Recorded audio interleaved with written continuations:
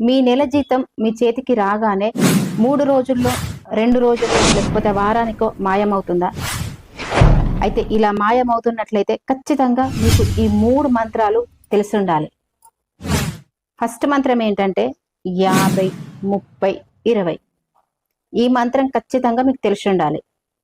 ఇందులో 50% వచ్చేసి మీ ఇంటి అవసరాలకి, మీ కుటుంబం కోసం వాడండి.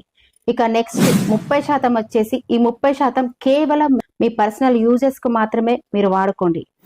ఇక మిగిలిన 20% ఉంటుంది కదా, ఈ 20% డబ్బుని మీరు సేవ్ చేసుకోండి. ఇక రెండవ మంత్రం వచ్చేసి, దేనికైనా ఖర్చు చేయాలనుకుంటున్నారనుకోండి, అసలు ఆ ఖర్చు దేనికోసం పెడుతున్నాము, ఏం కొంటున్నాము అనేది ఖచ్చితంగా ఒక 2 నిమిషాలు మీరు కూల్గా ఉండి ఆలోచించండి. ఆలోచించిన తర్వాతే మీరు కొనండి.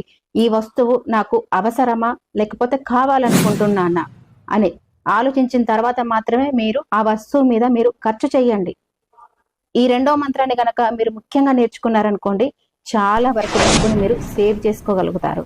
ఇక మూడో మంత్రం వచ్చేసి, మీకు శాలరీ వచ్చాక మీకంటూ ఎంతో కొంత డబ్బు ఉండాలి కాబట్టి ఎంతో కొంత ఫిక్స్ అమౌంట్ తీసుకొని మీ సేవింగ్స్లో జమ చేసుకోండి.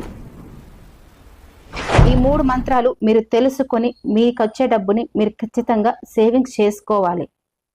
ఎప్పుడైతే మనము డబ్బుని నియంత్రించగలుగుతామో అప్పుడు మనల్ని డబ్బు నియంత్రించలేదు.